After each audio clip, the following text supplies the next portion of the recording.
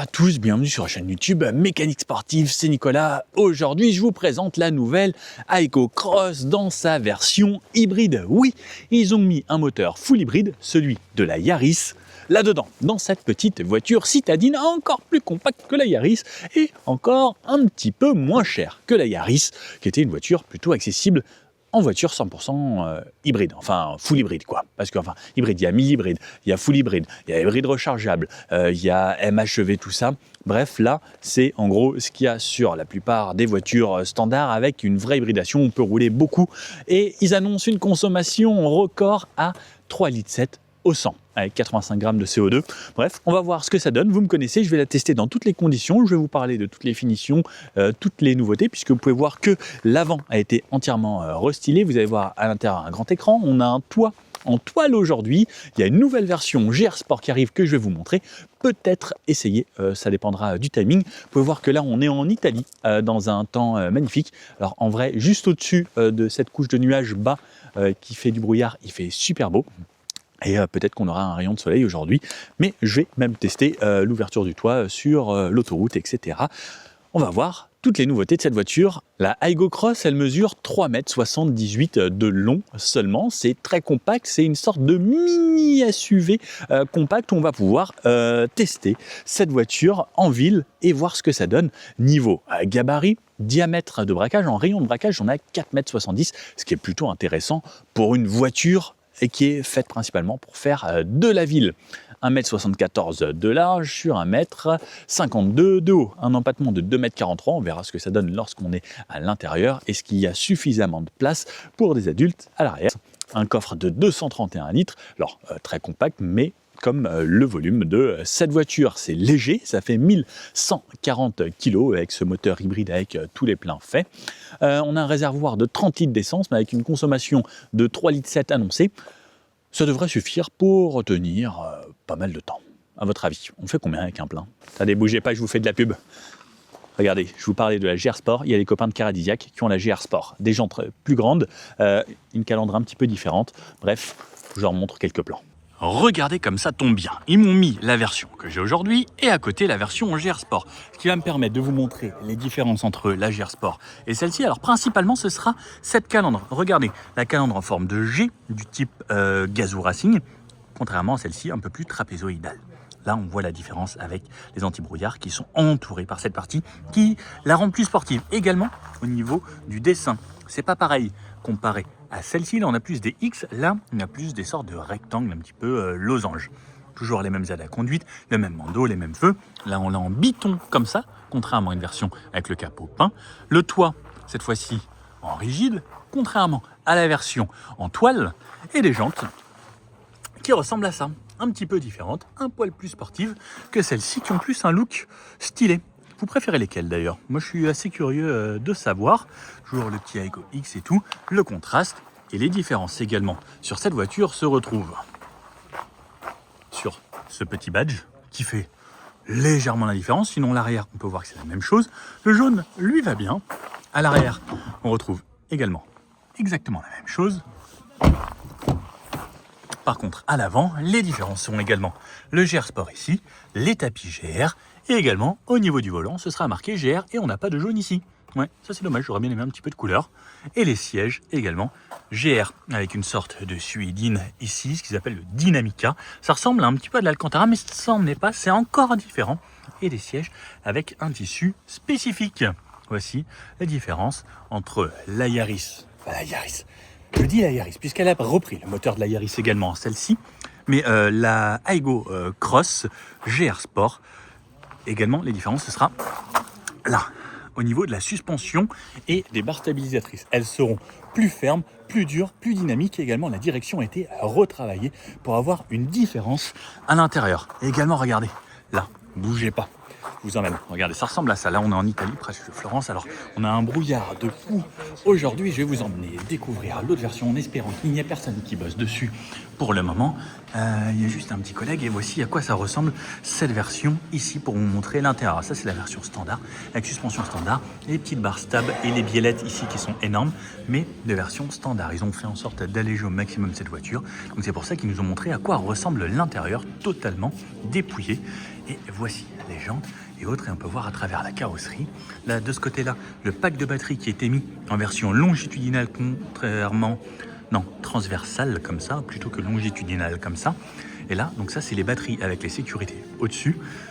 Voici à quoi ça ressemble. Ça, c'est plutôt intéressant que je puisse vous le montrer. Et l'intérieur, la carrosserie, donc c'est vide, etc. C'est juste pour le côté bombé. Et les barres de renfort à l'arrière. Voici à quoi ressemble une Aygo Cross de cette façon. Bref, revenons à la nôtre ici qui est plutôt jolie. D'ailleurs, elle sera disponible avec des nouvelles couleurs. Alors, ce qu'ils appellent épicé, il y a le cannelle, il y a le vert aventurine, il y a le gris jasmin et il y a le lavande, plus ce côté un petit peu bronze, rosé, un petit peu cuivré, que je trouve plutôt sympa. Moi, ce que j'aime, c'est quand il y a de la couleur. Et le piton, comme vous pouvez le voir, en plus là, donc on a forcément le toit noir, puisqu'on a le toit en toile avec plein de petites étoiles, une sorte de X pour le Aygo Cross, qui est assez intéressant. Niveau finition, il y aura la GR Sport, qui est la nouveauté sur l'Aygo Cross, donc avec un châssis vraiment GR Sport, c'est-à-dire des suspensions plus fermes et des barres stabilisatrices plus importantes, une direction qui a été un petit peu revue pour amener plus de dynamisme à cette voiture, qui devrait la rendre plus sympa à mon avis. Alors, ce qu'il faut savoir, c'est que la GR Sport, ils nous ont dit, c'est 4% des ventes. Ça, par contre, ce sera en gros 40 à 50% des ventes. C'est pour ça que j'ai préféré vous prendre ce genre de finition. Donc ensuite, il y aura la collection en dessous. Ensuite, il y aura la graphique. Et ensuite, il y aura la version entrée de gamme, la dynamique. Ah, elle démarre, hein, parce que oui, je l'ai laissé tourner pour avoir les feux. Bougez pas, je vais la couper. Et comme c'est une hybride, elle était restée quasiment 20 minutes comme ça arrêtée. Et donc la dynamique, elle commence à partir de 22 200 €. Une version full option en GR Sport, ce sera 28 100 €, plus quelques petites options. On peut avoir une peinture blanche perlée également à 350 €, sinon la plupart des autres couleurs seront à 250 €. Sous le capot, donc au niveau du moteur, on aura le moteur 1,5 litre, 3 cylindres, très connu de chez Toyota et surtout sur la Yaris, 116 chevaux, c'est 44 chevaux supplémentaires comparé à avant, ce qui est quand même énorme, 44 chevaux. Pour vous faire une idée, à l'époque, les voitures faisaient 44 chevaux. Ma Saxo faisait 45 chevaux en essence. Ouais, 1 litre essence, 45 chevaux. Et à l'époque, ça suffisait. Là, on rajoute ça pour tomber à 116. Et vous allez voir qu'on a du couple, on a de la puissance, c'est dynamique, 141 Nm de couple. C'est quand même beaucoup pour ce genre d'auto. Et c'est très plaisant de les avoir. On a un 0 à 100 en 9 secondes 2, une vitesse maximum de 172 km/h. Bref, tout ce qu'il faut pour avoir ce dont on a besoin. En plus, un toit en toile pour profiter, limite, sorte de petite cabriolet. De kiff, quoi. Et puis, dans cette version hybride, ça va faire la différence comparé à la concurrence. L'avant a été restylé. C'est principalement ça également qui change, en plus de ce moteur qui est la nouveauté. C'est tout l'avant là. On a l'impression limite que c'est un petit CHR. Vous avez vu comment ça s'élargit avec cette calandre. Les feux également sont nouveaux. On est en 100% LED, donc ça nous donne un éclairage bien blanc. Ça, c'est quand même plutôt cool. La signature de jour ici, avec donc cette sorte de paupière sur le dessus. On a le petit Aygo X rappelé dans le bloc optique. Un petit peu de design à l'intérieur, c'est plutôt sympa. Et ça, on pourrait presque croire à un bandeau lumineux, mais non, c'est juste peint comme ça pour justement finaliser tout ça. Il y a de plus en plus de marques qui font des bandeaux lumineux. D'ailleurs, est-ce que vous aimez bien quand ça traverse toute la voiture? N'hésitez pas à me le dire. Le logo Toyota ici, donc maintenant, quand c'est hybride, ils ne sont plus forcément bleus. On retrouve le logo Toyota, puisqu'on sait que maintenant, quasiment toutes les Toyota sont hybrides. Et ensuite, tout est peint, c'est quand même plutôt joli. Et on a cette lame un petit peu plus bas. On a des entrées d'air qui cachent un radiateur. Cette partie pour les aides à la conduite, puisqu'on a quand même les aides à la conduite avec la conduite de niveau 2, régulateur adaptatif, centrage de voix grâce aux caméras, plus les capteurs. Bref, tout ce qu'il faut pour être une voiture de 2026. Sur le 3/4 avant, on voit que c'est quand même bien bombé, on voit des formes très marquées. Elle veut en imposer quand même pour une petite voiture et avec un petit peu de couleur en plus. Ça, j'aime bien. Les arches en plastique comme ça, des rétros noirs et ce biton, donc qui n'est pas obligatoire, le biton. Sur le côté, bon, on reconnaît l'Aygo Cross avec ses grosses parties arches de roue en plastique comme ça qui donne ce côté baroudeur et style SUV. Nouveauté, c'est ça à l'arrière, c'est des freins à disque. Oui, on passe cette fois-ci avec 4 freins à disque sur cette voiture pour pouvoir l'arrêter puisqu'elle a pris un petit peu de poids à cause du système hybride qui est embarqué, mais n'oublions pas, elle fait que 1140 kg, ce qui aujourd'hui n'existe quasiment plus. Dans les voitures, maintenant, ça fait 1400, 1500, 1600, 2 tonnes. Là, c'est très léger. Des nouvelles jantes que l'on trouve là et également des nouvelles jantes pour les versions GR Sport. On aura des jantes en 17 ou en 18 pouces en alu et avec donc freinage aux 4 coins. Et la batterie de la Yaris a été positionnée différemment. Souvent, c'est au centre dans la voiture. Et là, donc au lieu d'être comme ça, elles ont été positionnées juste sous les banquettes pour gagner de la place, de l'espace. Également, on a essayé d'abaisser le centre de gravité en positionnant le tout le plus bas pour avoir la meilleure tenue de route possible. Sur le côté, on retrouve des poignées type frigo très simple. Ce biton ici qui rappelle également le CHR, je trouve beaucoup. Une antenne très simple là-haut. Et puis bon, ce look que l'on connaît particulièrement avec pareil tous ces bas de caisse qui donnent ce côté un petit peu baroudeur. Et même sur du chemin, on peut voir qu'elle est assez haute. Alors je n'ai pas trouvé les valeurs de garde au sol. Bon, je pense qu'on doit être à 13 à mon avis, à peu près 13, 14. Un petit peu plus haut qu'une voiture berline, mais c'est plutôt pas mal. Et les jantes sont jolies avec ce diamantage et en plus elles sont mates et diamantées, ce qui est assez rare ça. Par contre, vous pouvez le voir, les vitres avant, on peut les descendre électriquement, les vitres arrière, juste elles s'ouvrent comme ça sur le côté, un petit peu comme les anciennes voitures coupées. Et l'avantage de ces voitures, c'est que franchement la légèreté de la porte, ça aussi, ça fait du bien plutôt que les voitures qui sont de plus en plus lourdes. Et ça, c'est bien également d'avoir une voiture légère pour les consos, mais également pour les consommables. Pneus, plaquettes, eh bien oui, plus la voiture est légère, moins on va user de pneus et de plaquettes. Surtout que là, c'est une hybride. Autant vous dire que les plaquettes, à mon avis, elles vont faire 200 000 km. Un petit coup de 3/4 arrière avec cette voiture. J'aime bien les formes et autres. Donc, elle a beaucoup de formes. Toyota, aujourd'hui, fait des voitures vraiment très marquées au niveau du style. On retrouve le Aygo X de ce côté-là, le badge achevé et toute cette partie est vitrée. Ça me rappelle un petit peu ma Twingo, moi, également. Sauf que là, il y a la poignée ici. C'est plus intelligent que la Twingo où c'est plus bas. Les feux ici également en LED, on a du full LED également à l'arrière sur les optiques. Troisième feu stop ici, l'antenne donc sur le haut, l'essuie-glace, ça c'est quand même top, surtout sur cette partie toute vitrée. Et ensuite donc ce contraste également sur l'arrière entre le noir et la couleur un petit peu cuivrée. Des radars de recul, une caméra de recul également qui est bien centrée. Les réflecteurs là sur les côtés et une partie qui ressemble à l'avant avec une partie grise différente, encore du noir et de là pour vraiment différencier le bas. Qu'est-ce que vous en pensez vous? Sympa non? Et plein arrière, ça ressemble donc à ça. Lorsque j'ouvre le coffre, donc c'est juste ici, donc tout est une partie en verre après avec des intérieurs ici pour habiller. On a cette partie plage ici qui est en tissu, donc c'est plutôt léger et ça permet de mettre pas mal de choses et ça peut dépasser un petit peu et ça viendra le cacher. Donc un coffre de 231 litres si vous avez bien retenu. Donc là regardez, moi par exemple j'ai mon gros sac de sport qui est ici. Oups, j'ai le deuxième petit sac pour le matos des caméras. On a également ça. Qu'est-ce qu'ils nous ont mis là-dedans? Le gilet de secours, la trousse de secours, etc. Donc ça. J'ai également les chaussettes pour la neige, puisque oui, on est en montagne pas très loin d'ici. Hop, hop, je mets tout ça sur le côté. Et est-ce qu'on peut soulever ça? En dessous, ah oui, comme on a un Sono JBL, on a le caisson de basse, le kit anti-crevaison et l'anneau de remorquage. À vérifier, mais je ne suis pas sûr qu'on puisse y mettre une roue de secours. Bref, le coffre, 231 litres. Va-t-il rentrer dans 231 litres? Le Nico a-t-il trop mangé ou pas? Et non, il rentre. Voici. Bon. Vous pouvez me rentrer moi. Bref, c'est pas une voiture non plus familiale pour partir en vacances, etc. Je ne pense pas que des poussettes ou autres rentrent là-dedans, sauf peut-être les toutes petites poussettes, vous savez, qui se plient très facilement. La banquette à l'arrière se rabat en 50-50. On a fixation top taser Isofix pour 2 sièges bébés tout de même. On a des petits crochets sur les côtés quand même pour les sacs. Bref, voici l'arrière. Juste un petit détail, il n'y a pas de poignée en dessous pour pouvoir retirer le coffre. Il faudra absolument choper la vitre là-haut pour refermer comme ça.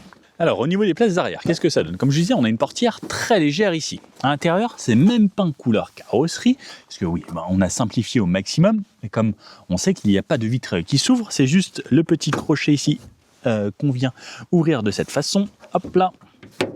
Hop là, une porte entièrement en plastique, ce qui est très courant sur ce genre de voiture. Alors par contre, Nicolas, 1m80, voilà, c'est quand même assez étroit. Pour venir m'y glisser, il faut se contorsionner un petit peu. Et là, oula, ah oui. je me sens un petit peu serré. Je remonte cet appuie-tête, je viens fermer la portière. Donc Nicolas, 1m80. Nicolas, 1m80 n'est pas bien. Bah, il peut pas... Nicolas, il peut pas s'asseoir avec la tête droite, quoi. Les genoux, bon, en vrai, ça va, c'est pas trop gênant d'avoir les genoux dans du tissu comme ça où c'est très souple. La banquette est pas mal, pourtant, elle est longue pour avoir un bon maintien au niveau des jambes. Le scie est bien. Par contre, Nicolas, il faut pas faire 1m80, quoi. Je pense 1m65, ça ira, quoi. 70 peut-être. Mais là, ouais, il manque un petit peu d'espace à la tête, donc il faudra que je sois comme ça. Ah, c'est bien ça. Oh, c'est pas mal ça. Et donc à l'arrière, on retrouve deux places. Il n'y a que deux ceintures ici et sur les côtés. La place du milieu, elle, est totalement bloquée. Ici, on peut retrouver donc une partie également où c'est bloqué avec une sorte de petit rangement. Par contre, si vous transportez les gens, vraiment, il faut emmener des petits à l'arrière. Et donc, comme ça, comme j'aime bien vous le faire maintenant, c'est le tour de la voiture en réel. Voici à quoi ça ressemble. Donc, lorsque vous bougez avec moi directement de mon point de vue, les proportions sont agréables. On voit que c'est compact, c'est un petit peu relevé. Cet arrière qui donne cette sensation de voiture un petit peu plus dynamique. Donc, vraiment posé sur l'avant, les hanches bien plus larges. Et voilà, des formes très sympas. Et ce toit, donc avec la toile, très agréable. Les poignées, donc avec le petit bouton pour voir le keyless. Et hop, je viens éteindre ça pour le bruit. Alors à l'intérieur, lorsque je monte ici, pareil comme à l'arrière, on a cette partie ici qui est peinte en couleur carrosserie. Alors c'est très joli. Du plastique ensuite assez basique, un petit peu partout. Les commandes de vitres et également les rétroviseurs électriques juste ici, plus la poignée à cet endroit-là. Et le verrouillage du véhicule. On retrouve des bacs de porte à cet endroit-là, ça c'est le numéro de la voiture qui m'ont donné. Là, ici, alors Nicolas, quand je viens m'insérer ici, je vais me reculer à fond. Voici à quoi ça ressemble cet intérieur de Yaris. Et le plus important, c'est d'appuyer sur le petit bouton Power ici pour démarrer tout ça. Petit Toyota qui s'affiche ici. Alors, bougez pas, on va la démarrer pour de vrai. Voilà, donc là, on a un écran ici, un gigantesque écran ici. Vous voyez, ça ressemble presque à un mini ordinateur ou une grosse tablette. Donc le GPS, etc. On reviendra dessus juste ensuite. Comme d'habitude, je vous parle d'abord du volant. Le volant bien rond, comme on connaît chez Toyota, c'est le même que la Yaris. Et ce que j'aime bien, c'est cette petite touche de couleur qui nous rappelle ce qu'on a là. Et ça fait du bien d'avoir un petit peu de couleur. J'aimerais bien l'avoir en jaune limite avec la voiture jaune, ce serait très sympa. Il existe des versions GR avec le petit bout GR ici. Le klaxon ici, les aides à la conduite sur la droite. Alors, on active les modes ici, soit limiteur, soit régulateur. Ensuite, on lui dit, vas-y à cette vitesse, plus vite, moins vite. Ensuite, ça, c'est pour sélectionner. Et là, c'est pour le centrage de voix, savoir si vous voulez qu'elle reste au milieu de la voie ou pas. Et ensuite, là, vous pouvez annuler ou c'est la même fonction que lorsque vous touchez la pédale de frein. De ce côté-là, on a la musique, moins fort, plus fort, et une commande vocale qui ne sert pas à grand chose, clairement. Ça, c'est les touches pour naviguer dans les menus que l'on va avoir juste ici, avec les réglages, les infos de la voiture, la radio, les aides à la conduite et les consos ici. Par exemple, vous pouvez voir pour le moment un 4,3 litres là sur cet écran. Cet écran d'ailleurs, regardez ici, il fait 7 pouces cette fois-ci de diagonale comme ça. On a l'heure ici, l'autonomie restante de la voiture. De ce côté-là, c'est plus du digital. Là, c'est vraiment juste des LED qui sont affichés derrière en transparence comme des vieux voyants plus traditionnels. Mais on a cet écran, par contre, en plein centre en LCD. On a le mode EV qui s'affiche ici lorsqu'on roule en électrique. Et de ce côté-là, la température moteur. On a la température de l'extérieur ici. Si je suis en mode parking, si je suis en mode reculé ou autre, là par exemple, vous allez le voir au centre. La vitesse à laquelle on roule, le mode, là je suis par exemple en mode éco. Et ensuite les informations ici, le kilométrage de la voiture. Donc vous voyez qu'elles sont toutes neuves, elles ont 500 km à peine.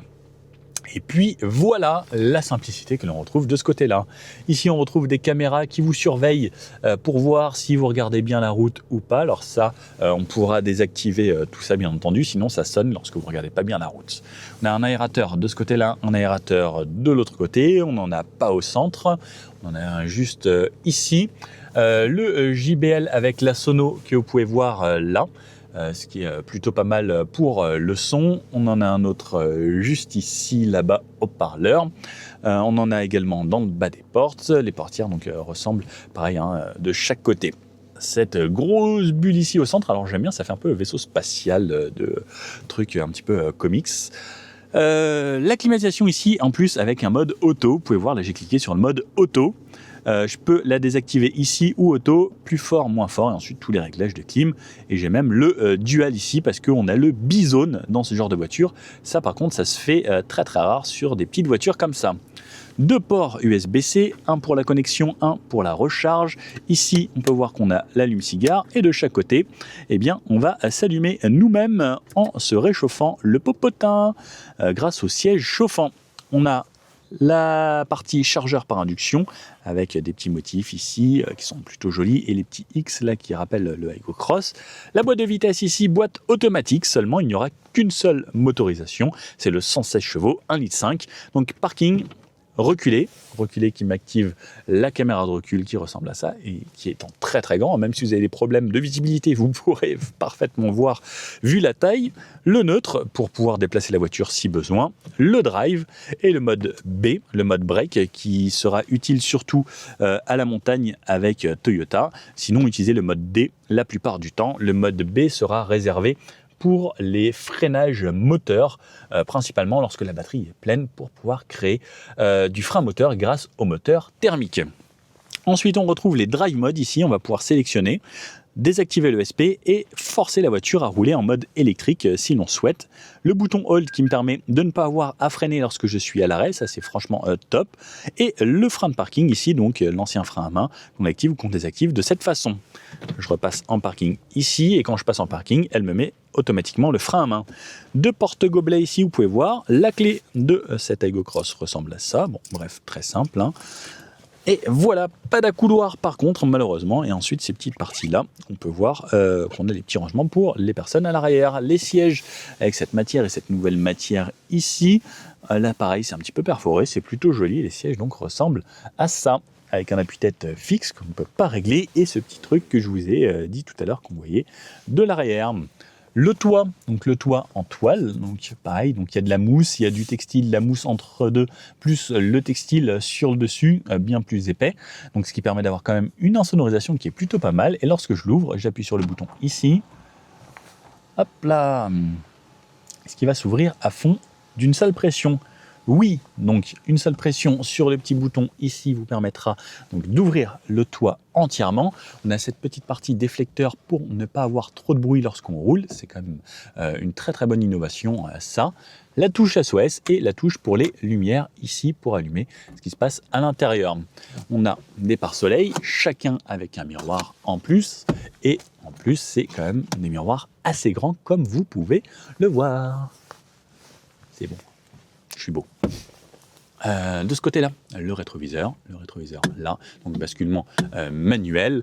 Et puis voilà, les rétroviseurs sur les côtés comme ça, on n'a pas d'avertisseur d'angle mort ou autre. Ah oui, et une nouveauté également, c'est ça, regardez, c'est plastique avec des matières ajoutées. Alors ça donne un effet un petit peu marbré, ça c'est également la nouveauté de cette voiture. On le retrouve également autour de la console centrale, ici par exemple, avec ces petites touches. Alors ça fait ce qu'on retrouvait sur les Mercedes d'il y a quelques années, le côté un petit peu premium et autres, c'est plutôt sympa. J'aime bien. Et cet écran, pour revenir à lui, donc un écran tactile comme on connaît, avec toujours les mêmes infos que l'on retrouve sur toutes les Toyota, sauf que cette fois-ci c'est en plus grand. J'ai l'impression d'avoir même un écran de CHR, pas de CHR, même de RAV4. Ça doit ressembler à ça et avec tous les réglages juste ici. Bref, la simplicité et la touche volume là. Les warnings se trouvent juste ici. Et la dernière chose à montrer, c'est la boîte à gants. Ici, est-ce qu'une feuille A4 rentre? Ne bougez pas. Voilà, une feuille A4 rentre, donc un petit dossier. Ça passe juste là. Bref, allons essayer cette voiture maintenant sur la route et voir ce que ça donne. Les amis, c'est parti. Donc là, c'est le moment où, dans la vraie vie, je récupère cette voiture. On est en plein centre de Florence et on part de ce parking. Vous pouvez voir là toutes les voitures qui sont justement ici. On les a récupérées directement dans le parking. Ça me permet de vous montrer un petit peu également. De nuit, on a un éclairage 100% LED à l'avant, ce qui nous amène une belle luminosité. Et les feux sont plutôt bien. L'intérieur, on peut voir donc un petit peu d'éclairage au niveau de ce grand écran. Alors pas d'éclairage d'ambiance ou autre, la simplicité, mais quelques petits boutons. Là ici par exemple, il y a même le hold. Donc déjà, moi je vais activer le hold parce que ça me permet de pouvoir relâcher ma pédale de frein lorsque je suis à l'arrêt. On commence à partir là un petit peu en élec déjà, puisque quand je l'ai démarré, elle s'est mise à tourner un petit peu. Et là, on sort direct dans les rues de Florence. Merci, hop. Et on va tester directement le rayon de braquage. Et oui, effectivement, ça tourne bien. C'est petit, compact, c'est tout ce qu'on recherche, un petit citadine. Et là, eh bien, je suis en élec. À gauche, sur Via Maso Finiguerra. Oh, vous avez entendu? Elle m'a parlé en italien. Donc ça veut dire que, en plus, elle est top. Elle vous fait genre, vous allez tourner à gauche, mais ensuite elle vous le fait selon la langue du pays. Énorme, alors que c'est une voiture qui est belge au niveau de la plaque. Ah, j'adore cette mixité. Par contre, il va falloir que je coupe le son parce que j'aime pas du tout le volume. Mais on va l'écouter encore un petit peu parler italien dans ces petites rues de Florence. Donc là, le moteur vient de se démarrer. Ils ont beaucoup mieux insonorisé ces voitures au niveau des vitres, etc. Comme je vous l'ai dit. Pour rien vous cacher, pour une petite voiture citadine comme ça fait pas beaucoup de bruit. Le gros avantage, c'est cette boîte automatique. Pas de rapport à passer sur une voiture qui est principalement faite pour la ville, mais on va quand même pouvoir tout faire. Parce que son moteur est plus gros maintenant. On a le moteur 1,5 litre. Ensuite, à droite. D'accord. Donc on a le moteur 1,5 litre qu'on retrouve sur la Yaris, une voiture qui est plus grosse, plus lourde et autres. Et surtout, cette fois-ci, c'est hybride. Alors moi j'ai le toit comme ça en toile, donc ce qui fait que c'est pas les versions les mieux insonorisées. Parce que justement le toit en toile, c'est de la toile, c'est pas du dur, ça laisse passer un petit peu plus de bruit. Par contre là ce que je remarque, c'est que sur les anomalies et autres, eh bien la suspension est plutôt bien calibrée. La prochaine à droite, au prochain panneau stop. Ne bougez pas. Ensuite, Ouais, ça braque quand même plutôt pas mal. La direction est agréable, le volant est bien rond, ça change la plupart des voitures maintenant qui font des volants carrés bizarres sur des voitures et autres. J'aime bien la rondeur, la douceur, il glisse. Prendre la deuxième. Voilà, c'est bon, j'ai coupé le son. En baissant pendant qu'elle parle, ça vous permet également de baisser le son du volume de navigation. Quand le moteur se démarre, on ne le sent pas forcément. Moi là qui roule sans musique, sans rien, je l'entends dans ces conditions. Mais seulement parce que j'y prête attention vraiment. Après, avec un petit peu de musique et autres, je vous avoue que je pense que vous oubliez un peu ce qui se passe.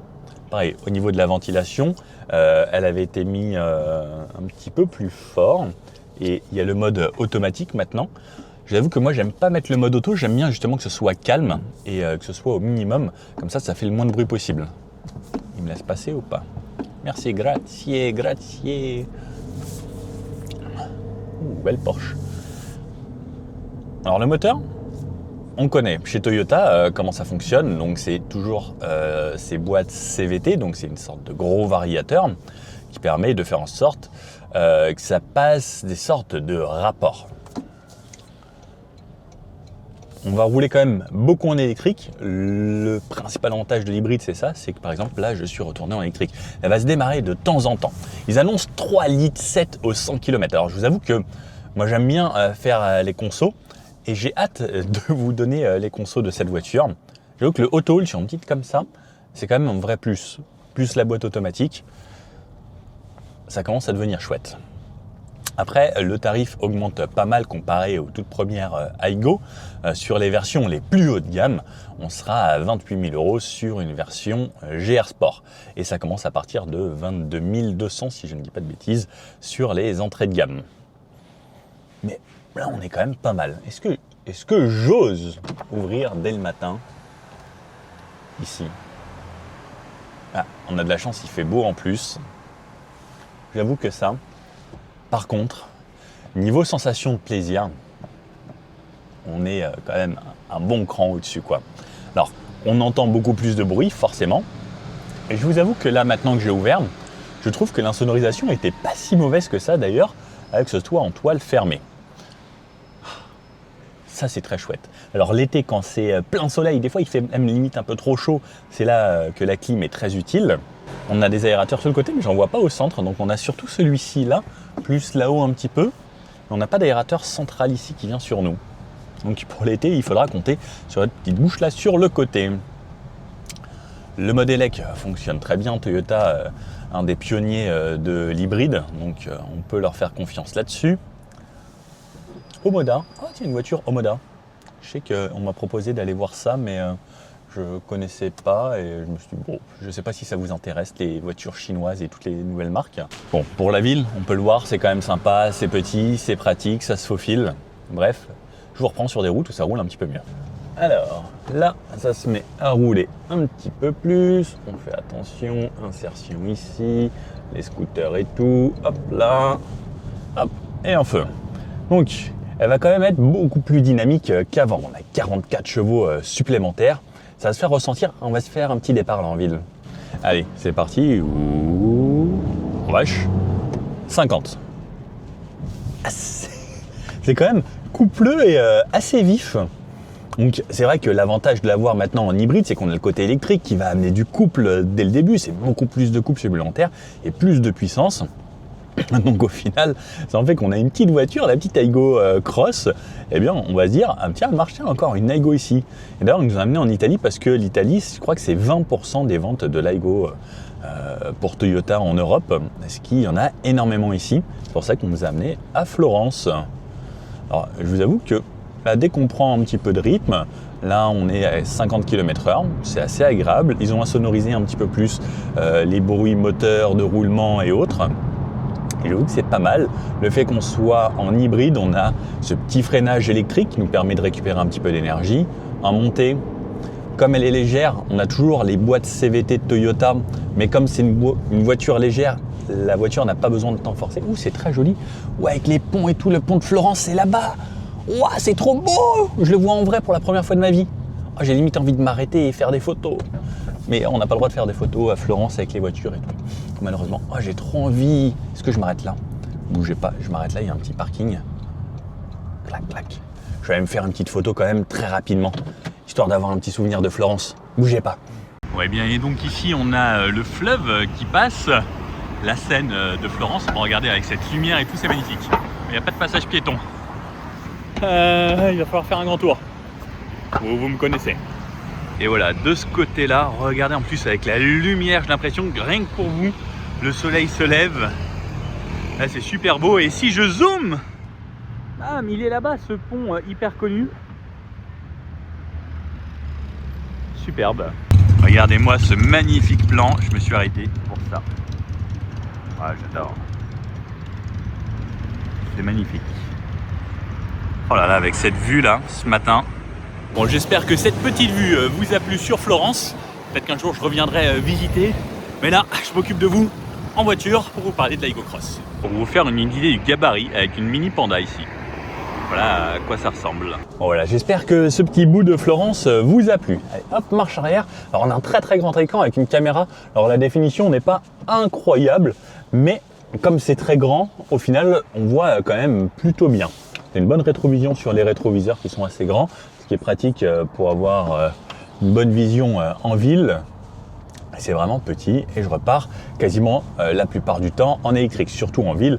Cette voiture va rouler beaucoup en électrique. Ensuite, il ne faut pas que j'oublie à chaque fois de désactiver mon petit truc des alertes de panneaux, même si en Italie c'est quand même beaucoup moins contraignant. Et puis voilà. Allez, on roule tranquillement et je crois que là on va sortir de la ville assez rapidement. Et ce que j'aime bien, c'est quand même ces insertions pour une petite voiture citadine, ça marche quand même vraiment bien, 116 chevaux, ne l'oublions pas. Ça commence à faire, il y a quelques années, les petites voitures comme ça faisait 45, 50, 60 chevaux, 90 chevaux dans le meilleur des cas. Et le fait d'avoir autant maintenant, ça reste quand même un avantage. Le fait d'avoir des moteurs assez puissants et avec de l'électrique comme ça permet également d'avoir des consommations plutôt basses. Parce que justement, comme on a un gros moteur, en fait, il va quasiment jamais forcer. Alors, il y a des marques qui se disent on va réduire le moteur de plus en plus petit à chaque fois, et c'est pas forcément une bonne idée dans tous les cas. Et là, le côté élec. est plutôt bien en élec. Moi j'adore ça, l'hybride. Je trouve que c'est le meilleur compromis. Et même pour toutes les voitures qui font de la ville, il faudrait absolument qu'elles soient toutes hybrides. On a une sono JBL dans les versions un petit peu plus haut de gamme qui est plutôt correcte à condition de lui amener une source correcte. Par exemple, la radio FM là en plein centre de la ville, c'est pas la folie, mais maintenant avec les radios DAB et autres, eh bien ça fait clairement la différence et ça amène du contenu audio beaucoup plus plaisant avec plus de basse, puisque on a un gros caisson avec un haut-parleur de basse de 22 cm, donc ça fait clairement la différence et ça amène un son vraiment propre dans une petite citadine également. Là, à 50 km/h, je suis toujours en électrique et pour rien vous cacher, en électrique c'est très agréable, les bruits de roulement sont vraiment bien contenus, il n'y a pas de bruit du vent, les bruits d'air en plus, là à 50 km/h ça va encore, puisqu'on n'entend rien du tout sur le toit. La suspension, je fais exprès de passer dans les bouches d'égout et autres, au final elle est bien calibrée, il y a les finitions GR Sport qui rendent la voiture plus dure, donc avec une suspension plus ferme et des barres stables plus fermes pour avoir une direction et plus justement de vivacité, on peut dire ça, ou de réactivité. Je pense que la version GR Sport, si vous habitez à la montagne ou sur des routes où il y a vraiment beaucoup de sinueux, tout ça, ça peut être intéressant. Sinon, autant prendre une version standard. Allez, nous sortons de la ville, réaccélération. Franchement, ça marche plus qu'assez pour une petite voiture comme ça. On va tester en 0 à 100 à l'heure quand on aura une petite route où il n'y a absolument personne et que ce sera dégagé. Là, je fais 80, les vitesses de chez nous, souvent sur les petites départementales. Un régime stabilisé, le moteur, on l'entend très très peu, voire quasiment pas. Et il y a des phases où, par exemple, dès que je relâche comme ça, il repasse en électrique. Et quand je retouche juste légèrement la pédale d'accélérateur, je reste une petite phase en élec. Et ensuite, quand il se redémarre, franchement, à moins de vraiment y prêter attention, on ne l'entend pas trop. Je passe à 90, la réaccélération, franchement, ça y va très bien. Là, sur un goudron propre, c'est hyper bien insonorisé. Ah, c'est vraiment pas mal. Quand je relâche à chaque fois Elec pour laisser passer les grosses voitures qui vont plus vite, de toute façon, je vais devoir tourner bientôt à 700 mètres. Sur un goudron propre comme ça, là même à 80, c'est top. Allez, je fais un 80-90, pied dedans. Hop, voilà. Donc là, on a entendu le CVT. Donc, il s'est un petit peu monté beaucoup plus haut dans les tours pour justement amener plus de puissance cumulée à l'électrique. Mais sinon, vous avez vu depuis tout à l'heure, le moteur reste très discret. Et c'est parti, on va faire de l'autoroute Bologne par là-bas, Rome par là-bas. Je vais où moi? À gauche, vers Rome. Tous les chemins mènent à Rome. Allez, c'est parti pour Rome. Bologne, j'aimerais bien y aller, hein, parce que vers Bologne, il y a Ferrari, Lamborghini, Pagani, tout ça, vers Modena et tout là. Oh là là, je rêverais un jour. Et c'est de là-bas les pâtes bolognaises. D'ailleurs, est-ce que ça vous tenterait, vous, des sujets sur les musées Lamborghini, Ferrari, l'usine, aller voir les voitures qu'il y a autour et autres ça pourrait être cool, hein. Même Pagani, je rêve de un jour essayer une Pagani. Je l'ai toujours dit, j'ai créé cette chaîne pour un jour pouvoir essayer une Pagani Zonda. C'est tout. Le jour où j'ai essayé une Pagani Zonda, je peux arrêter. Vous ne me voyez plus. Ciao, arrivederci, comme ils disent ici, je crois. Je sais pas trop bien l'accent, c'est pas grave, pardonnez-moi. Allez, ici on roule un petit peu plus vite. Donc là, on est sur l'autoroute ici. Allez, on réaccélère. Quand il y a besoin de réaccélérer, franchement, la voiture, elle dit pas non. Elle monte un petit peu haut dans les tours. Et ensuite, là, on est à 130. Alors, à 130, on commence à entendre un peu les bruits du vent. Je m'attendais à ce qu'il y en ait plus. Et pour rien vous cacher, c'est vraiment pas mal. Même dans un tunnel, l'insonorisation n'est pas déconnante, sachant qu'on a un toit en toile. Et chose assez surprenante, c'est qu'également, sur une petite voiture comme ça, j'ai la conduite de niveau 2, centrage de voie, régulateur adaptatif. Et ça, c'est quand même vraiment pas mal. Là, je suis à 110 km/h et je me fais conduire. Moi, j'adore ça. Même s'il fait frais ce matin, je me dois de vous le faire. Parce que vous me connaissez, je teste tout dans toutes les conditions. Alors, il fait frais aujourd'hui, hein. N'oublions pas qu'on est le 10 décembre. Alors, on va voir de l'air qui va rentrer. Heureusement qu'on a le petit saut de vent ici qui permet d'enlever un petit peu les bruits au niveau de l'air qui vient rentrer dans l'habitacle pour pas avoir, vous savez, ces bruits sourds un petit peu. Alors effectivement, c'est beaucoup plus bruyant hein, quand on ouvre, mais c'est ce qu'on recherche également lorsqu'on va avoir une sorte de cabriolet ou grand toit vitré. Et l'avantage d'un toit comme ça, c'est qu'on peut l'ouvrir et le fermer, peu importe la vitesse. Là, je suis à 110 km/h, bien, je peux le rouvrir à haute vitesse. Aujourd'hui, comme il fait un petit peu frais, on va rester comme ça. Sinon, vous me connaissez, on serait ouvert toute la journée. Alors là, je suis sorti de l'autoroute et j'en suis sur des petites routes ici, des collines, un petit peu plus loin de Florence. Et même niveau dynamisme, la voiture est plaisante à conduire.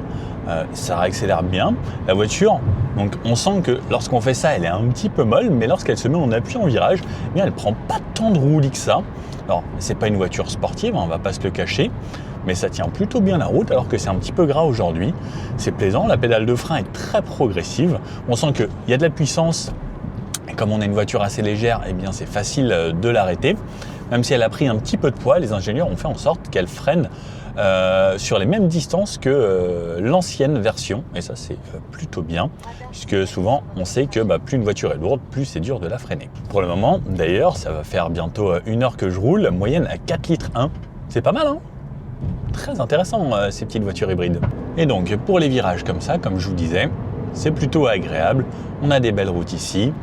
Si vous voulez une version plus dynamique, prenez la GR Sport, pour ceux qui préfèrent une voiture pour attaquer limite un petit peu plus et avoir un châssis plus ferme. La GR Sport sera l'idéal, comme la Yaris GR Sport, qui est incroyable. Et rappelez-vous, je vous avais fait une vidéo à l'époque de la Yaris GR. On était au col de Turini, on nous avait privatisé la route pour qu'on puisse s'amuser avec la gamme GR.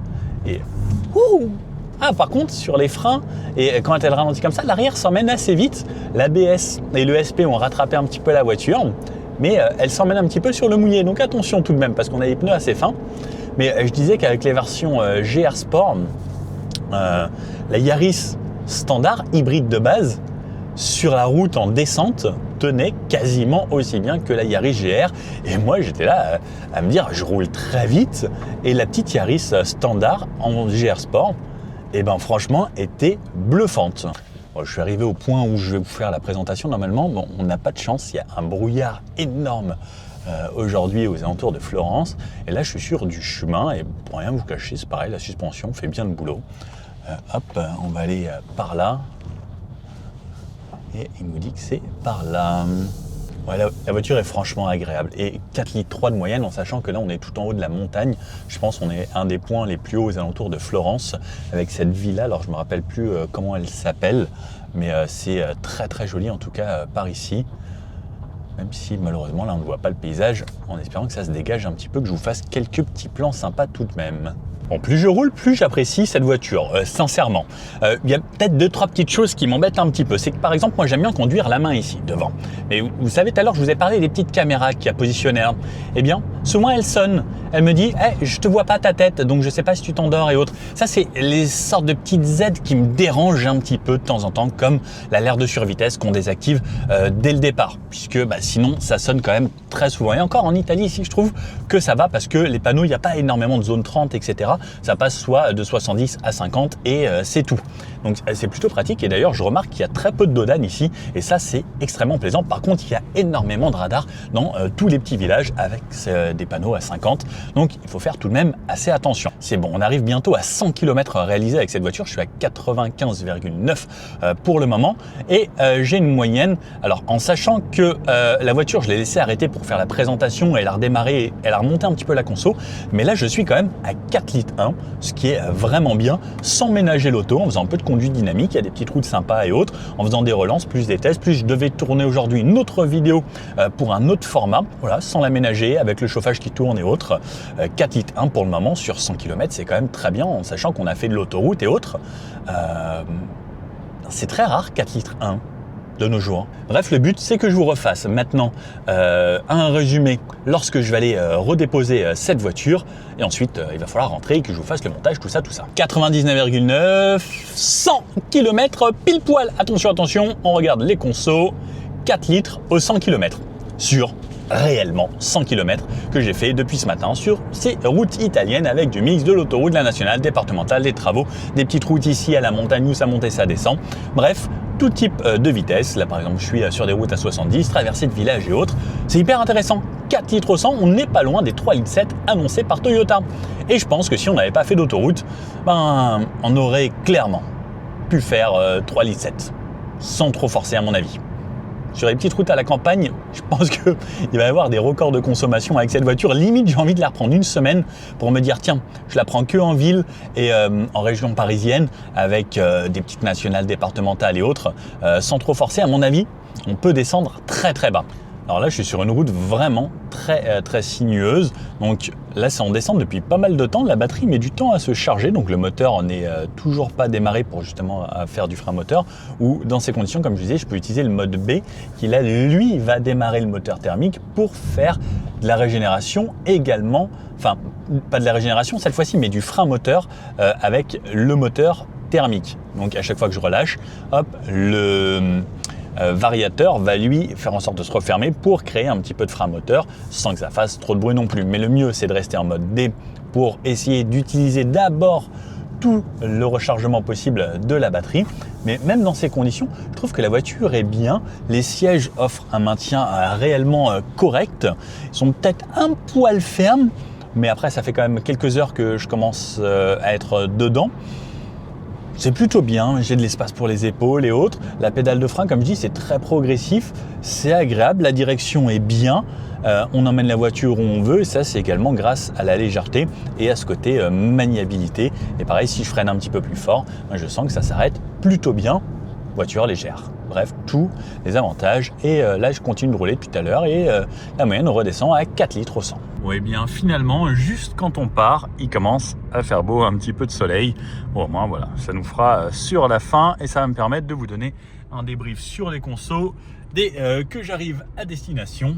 Mais là, c'est franchement un super décor ici, vers Florence. Donc là, pour finir, je vous refais quand même des bouts à 110. J'étais descendu, alors bougez pas, 3,8 litres, mais j'avais réussi à descendre à 3,7 litres, ce qui est vraiment bien. C'est ce qui est annoncé par la marque. Mais là, comme je reprends de l'autoroute et que c'est plus roulant ici, forcément, on va réaugmenter un petit peu la conso, mais je vais essayer de rouler à 110, voir ce que ça donne.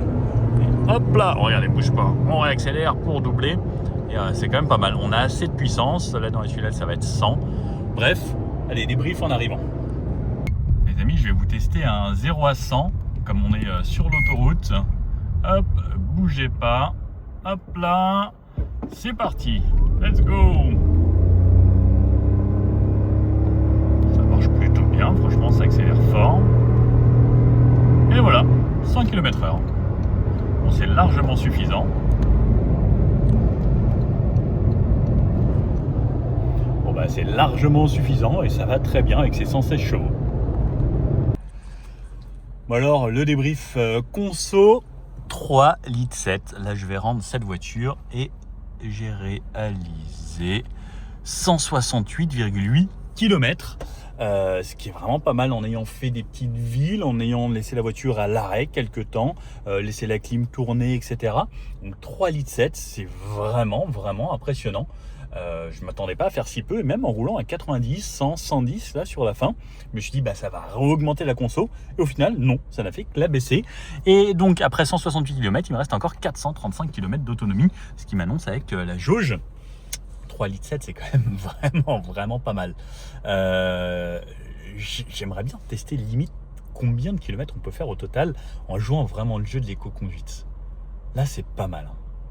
Bref, petit débrief.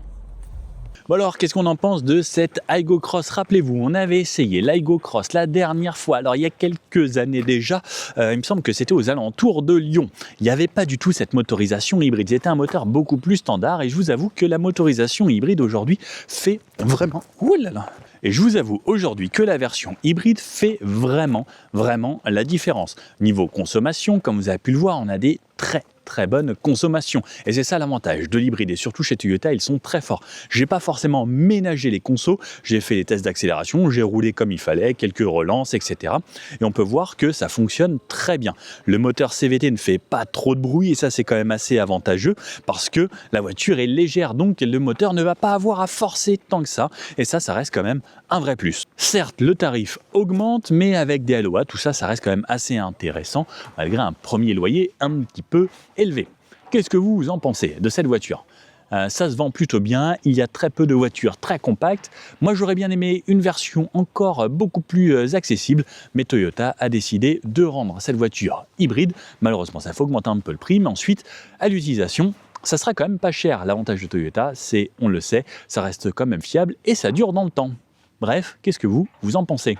N'hésitez pas à me mettre dans les commentaires si vous aviez une ancienne Aygo Cross ou une Aygo de base. Dommage qu'il n'y ait plus la petite Aygo, je l'aimais bien celle-là, même qui était partagée sur une base de C1.